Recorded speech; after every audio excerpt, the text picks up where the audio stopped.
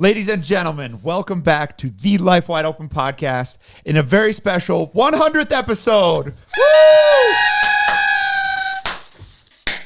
Holy shit. Mike's silly string is so depressing.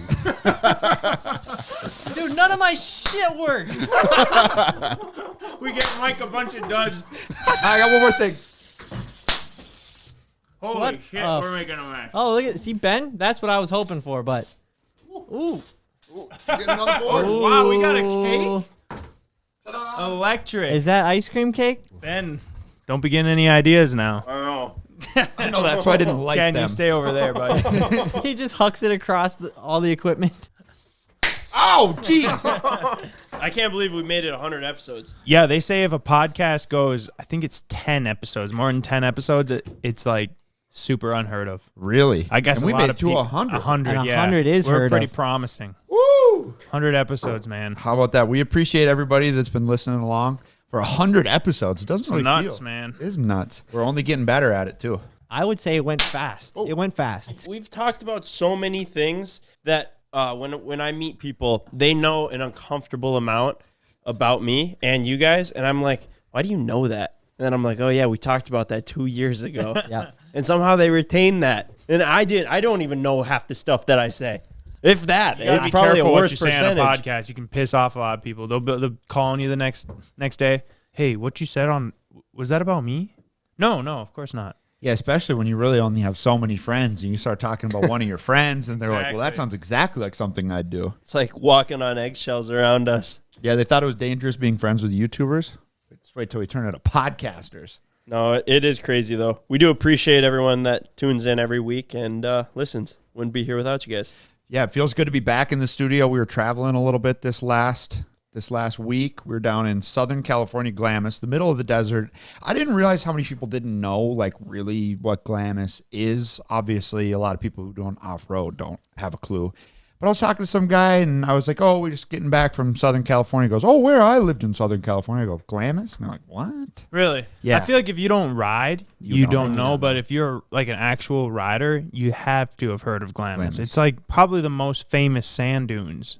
Wouldn't you say? Yeah, 100%. What As do far they as I know, call it's the biggest Like- in the United US. States. It's the most popular for sure. Like, Yeah. I mean, as far as videos and TV shows and whatever, Last weekend, it was for sure the most popular, dude. It was yeah, no freaking kidding. Dude, insane. it was so crazy. Bro, it's hard to explain what was going on because the entire time I didn't even know. You Dude, just blacked out or what? no, so this is like the first 30 minutes of being there. I fly in, Ken picks me up, shout out Ken. Also, bro, you won't believe this, CJ. He put me in first class. What? He Nice. put me in Yeah. first That's class. awesome. I knew he was going to have a big day editing on the way home, so I was like, okay, I'll put Ben and CJ in first class. CJ bailed, so it was just Ben up there. Is that Wow, crazy? that's awesome. You deserve it. You should have I first literally class. thought that they messed up, and I double checked with them when I was checking in. I was like, You sure is I should this- be up is here? I'm this normally right? back there. Yeah. They were like, yes, Mr. Roth. I was like, Mr. Roth? Oh my God, this is how they treat people up You're here. in first class. Normally they start going, get to the back, scumbag. And I laughed. Buckle your I seatbelt. laughed the one trip CJ sits out on. I get first class. That's all right. We roll up to the middle of nowhere. Like Glamis is like in the middle of the desert, right? It's like right on the Mexico border, actually. Pretty much the closer you get, the less you can see because it's so dusty, right? And it's dark out, and we're rolling up to where all the campgrounds start. And so there was like 200,000 people there, and they're like all kind of spread out camping in the same spot, but it's like, I don't know, it's probably 10 square miles of just people camping. And so we're like zigzagging in the truck through a bunch of campsites.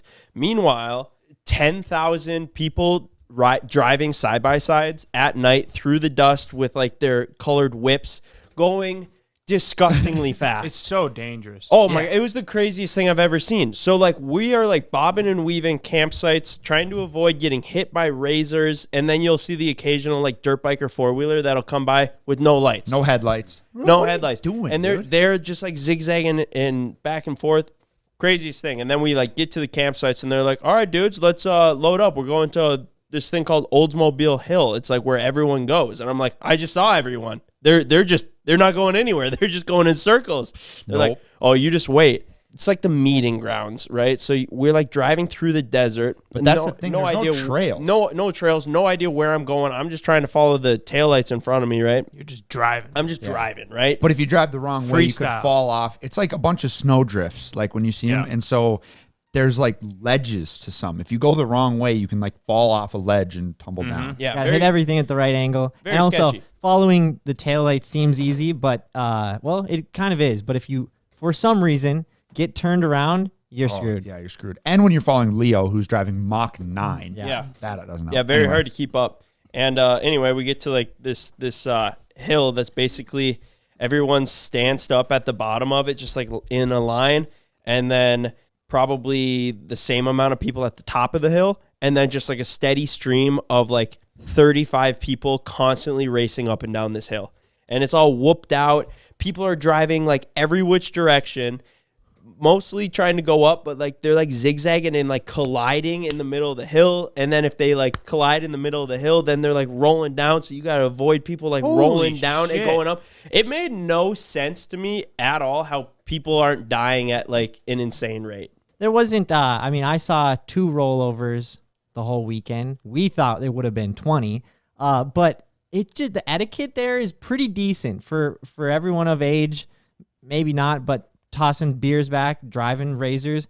The etiquette was pretty good overall. Like, you know, stick right, stick left. Like, but the hardest part was some people hauling ass, and then other people driving like 4 miles an hour. Slow. Just thousands upon thousands of razors and side by sides, a lot of sandrails, a lot of quads there too. It was the most overly stimulating place I've been in my life because obviously everybody's got light bars and stuff. All the Razor mods that you see now, like that our Razor has, Functional. Yeah. actually make No. sense. Yeah. I'm like, oh, They're it's not so just for nice. cool? No, yeah, they actually like have a purpose. That's the other crazy part. Around here, people side by sides have, well, the mod around here is like full cab, AC, heat, whatever. But like a lot of the side by sides you see around here, they might have some upgraded freaking A-arms or a few things here and there. But there is just people are just dumping money. Like no one's driving stock units there. Yeah. And then everybody's got whips. So then there's like flashing lights too. If you had like epilepsy or something, It'd be a bad deal, it'd be huh? real bad. But if you're easily overly stimulated, like I am, dude, it was impossible. Yeah, I think Ryan, you had the best comparison. You said this is what it probably feels like to be inside of a pinball machine. Literally, yeah. Same way, dude. Yeah. You're just all over the place. Lights and sounds and everything coming at you at once. And then we went to Vegas afterwards, and it felt tame. Felt It did. understimulated. Vegas, Really? Vegas Yeah. felt normal.